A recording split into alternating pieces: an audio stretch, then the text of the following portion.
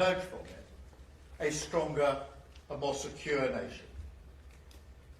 First, let me say once again, this is not our war. We will not be drawn into the conflict. That is not in our national interest. And the most effective way we can support the cost of living in Britain is to push for de-escalation in the Middle East and a reopening of the Strait of Hormuz, which is such a vital route for energy. To that end, we're exploring each and every diplomatic avenue that is available to us. The Foreign Secretary and the Chancellor have met their counterparts in the G7. The Defence Secretary has been in the Middle East speaking to our partners, and the UK has now brought together 35 nations around our statement of intent to push as one for maritime security across the Gulf.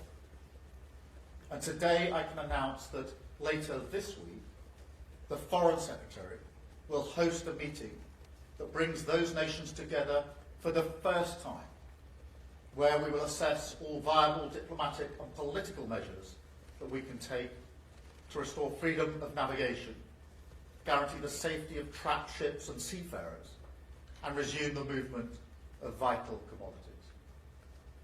Following that meeting, we will also convene our military planners to look at how we can marshal our capabilities and make the Strait accessible and safe after the fighting has stopped. Because I do have to level with people on this. This will not be easy. I spoke with relevant business leaders in shipping, finance, insurance and energy supply in Downing Street on Monday. And they were clear with me the primary challenge they face is not one of insurance, but one of safety and security of passage. So the fact is, we need all of this together. A united front of military strength and diplomatic activity, partnership with industry, so they too can mobilise once the fighting has stopped. And above all, clear and calm leadership.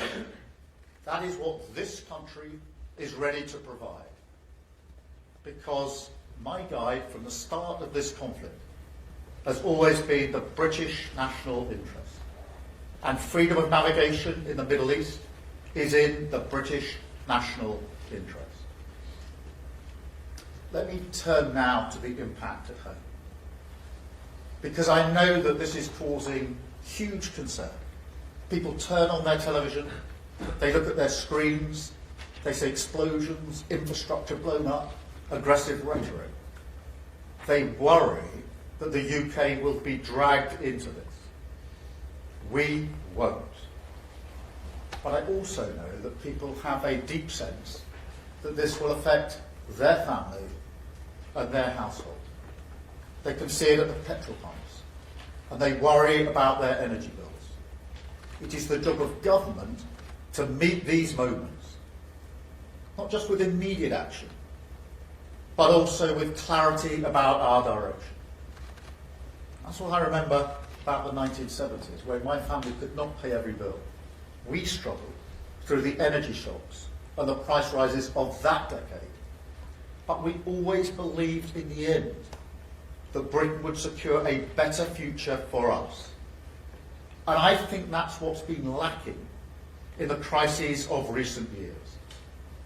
And I'm not prepared to ask the British people once again to go through a crisis, come out of it, and say, business as usual, back to the status quo. So on our economy, on our energy, and on our defence, this time will be different. We will make Britain a fairer and more secure country, because that hope is what is needed as the country comes together. And because how we emerge from this crisis will define us for a generation. So, as I set out a few weeks ago, we have a 5-point plan for the immediate crisis. We're cutting energy bills by over £100 per household today. We've extended the cut-in fuel duty until September, and we're monitoring that situation daily. We're supporting people exposed to heating oil rises, setting aside £53 million for that. We're taking back control of our energy security by investing in clean British energy, because that is the only way we get your bills off the roller coaster that is controlled by Putin and the Iranian regime. And frankly, I'm sick and tired of your energy bills fluctuating up and down because we're on the international market, when if we took control of our energy and had homegrown renewables, we could stabilise your bills. And finally, as I say, we'll continue to push for de-escalation in the Middle East. But look, there's also a bigger argument here, because every one of these measures is part of a long-term plan to make our country more secure and more resilient to shocks like this. I mean, just look at what's happening today. Today, your energy bills will be cut because of the action that we took at the budget. And whatever happens in Iran, that price is now fixed until July. Today, if you need a prescription, instead of rising as they used to, the price will be frozen for a year. Today, if you're working on the national living wage, your wages will go up. Next week, on Monday, the state pension will go up.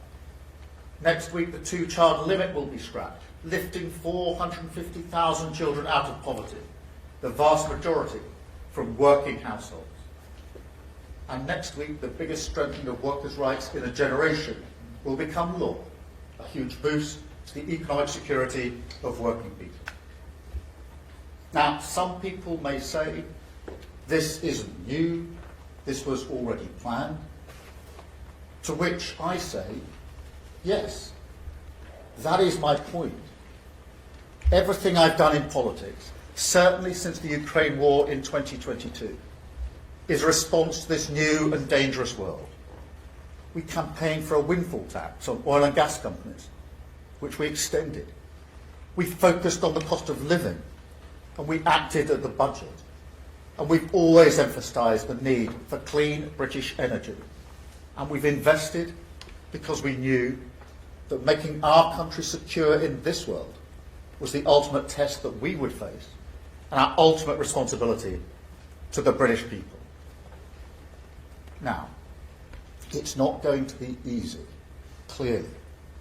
And in the coming weeks, as you would expect, we will continue to assess the economic